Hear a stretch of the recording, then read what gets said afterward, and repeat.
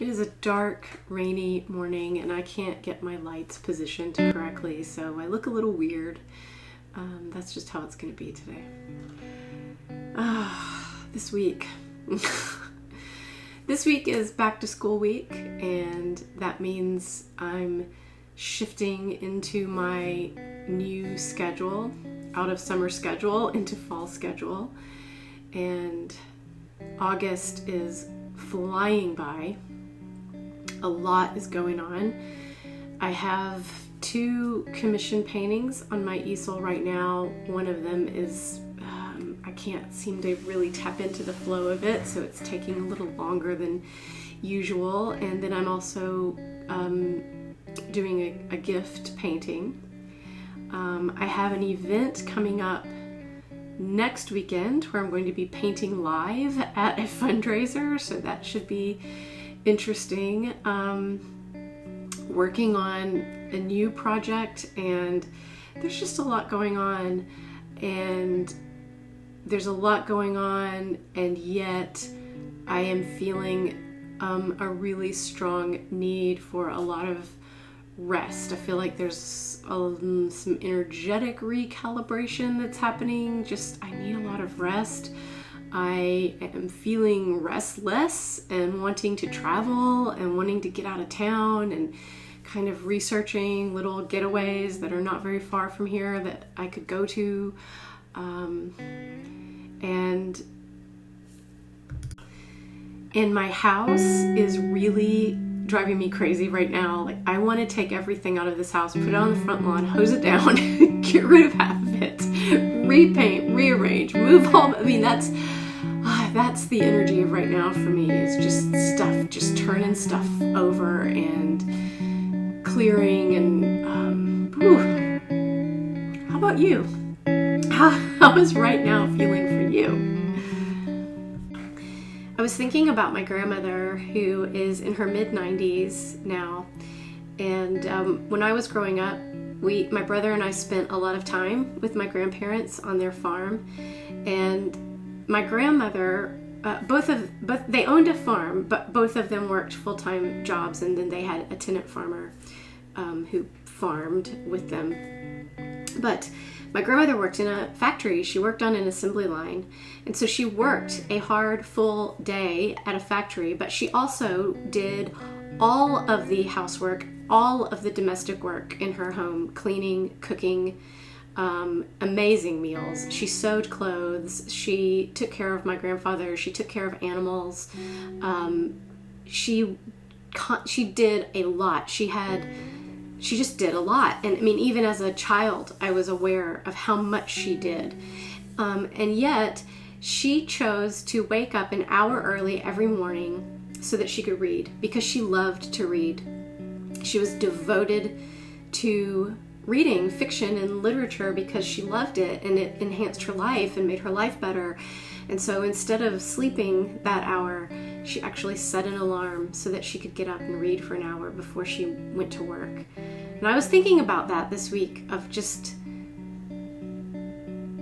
the devotion of that, of being devoted to what you love and being devoted to what is good and in your life and what you need. And I think, although my grandmother and no one in her world would have ever used the term self-care or thought about that at all, I was thinking how that really was self-care for her, because she gave herself that time. And so many times I think we think about ourselves that we don't have time to do something. I don't have time to dedicate to something because I'm so busy, but we do have time. We're choosing how we spend it.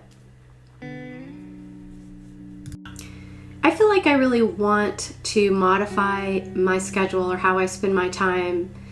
And now is a good time for me to be looking at that, because school is starting. EFM will be starting next month. It's a good time for me to get my planner out and think about, like, when am I when am I painting? When am I writing? When am I working with clients? When am I going to the store? When am I cleaning the house? My personal tendency tends to be to go with the flow, like to do what I feel. Okay, it feels like the right time to do this. It feels like the right time to do that. But I'm thinking now about having more of a structure, of really having time that is allotted for these things that I need, so that I don't feel like I'm being pulled along, or that things take me by surprise. Like, oh, the house is really dirty. When did that happen? I think I would like to try having more of a schedule, of a determined schedule going forward, and see how that works for me, or see how that feels. Which it also includes, committing to which yoga classes I'm going to. That tends to be a thing that gets pushed to the side for me when I'm feeling stressed or feeling busy, which is exactly the time I need to go to yoga. Tends to be when I'm like, well, I don't have time to go to yoga today, and that's something I would like to correct, or change course with in my life. Even though it's still hot here and will be for a little while, there's something that happens in August and certainly in September where I think you can feel the air quality change, and you can feel fall coming. And time is going so fast right now. I think it's going to be autumn really soon. And fall to me always feels like a little, like a little fresher, a little freshen up, a little restart. I love autumn. It's my favorite season, and I feel really rejuvenated in the autumn. I feel really alive. And so it's a time for me to be looking at my life and looking at what I'm doing. I've been trying myself to read more lately. When I lived in New York, which it's been a long time now since I lived in New York, but I've been thinking about it lately and kind of revisiting that time of my life. But when I lived there, I had built-in reading time in my day because I was on trains a lot, either on a subway train or a commuter train. And so there you've got, a couple of hours of your day where you can read. And so I read tons and tons of books, mostly fiction. And I really miss that. I've never gotten back into that much reading time since I moved back to Kentucky. And it's something that I am carving out time for now. I used to listen to podcasts a lot in the evening, and now instead of doing that, I'm reading before I go to bed. I'm rereading some things that I read when I was a teenager. I'm rereading Shirley MacLaine's Out on a Limb right now, which is really interesting. And then I'm going to reread Zen and the Art of Motorcycle Maintenance, which was a really important book to me when I was a teenager. Remembering going to the used paper book exchange, which was a fantastic store. I loved that store. I wish that things like that still existed. But I still have so many of the books that I bought there for 50 cents or 75 cents. And I'm going to reread those. So with all of this, what I would think of, I guess, as transformation energy that I'm feeling right now, wanting to change things, wanting to change my house, wanting to, I've been working on this project of changing my wardrobe because I went down another size. And so I go into these phases where I'm like, I literally have nothing that fits me, and I have to sell some stuff or get rid of some stuff and bring some new stuff in.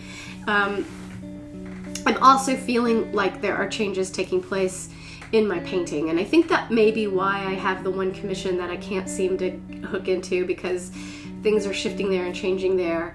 And that's always exciting to me. It's not something that I plan. It's not something I can predict. It's just something that happens.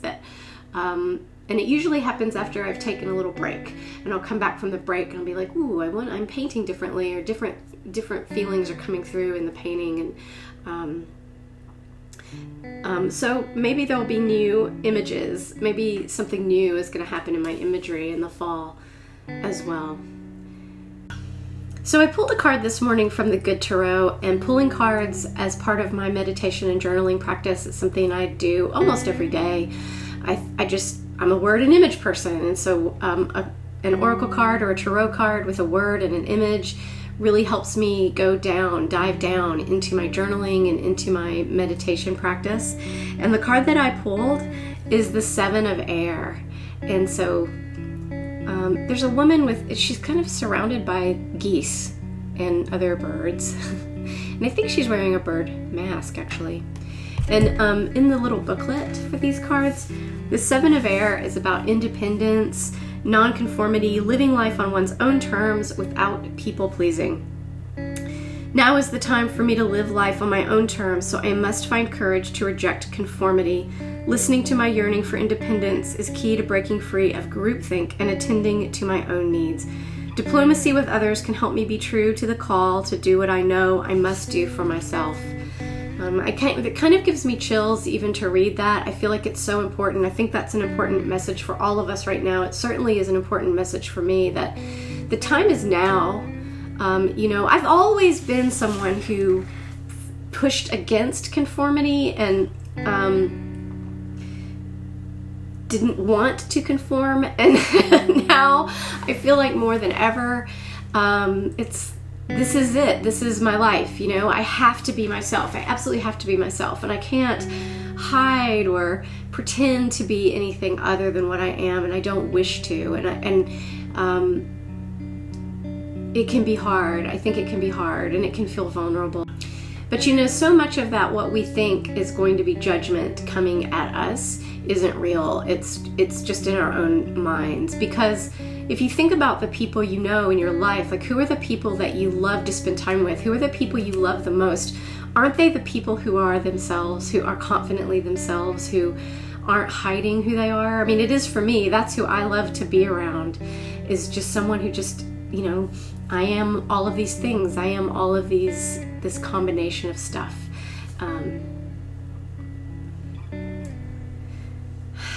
So I guess that's where I am this week.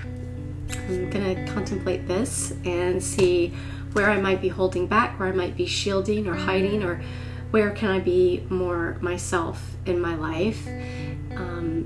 Because the more I can be myself in my life, the more healing I am for others, and that's what I want to be.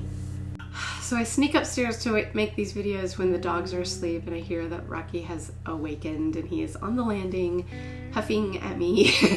So I'm gonna go back down, light some candles and some tiny lights against this, or in the middle of this dark morning, and paint and do my work and be myself. And I love you, and thank you for being here, and just be yourself today and see what happens. Let's just see what happens. I think it's gonna be good.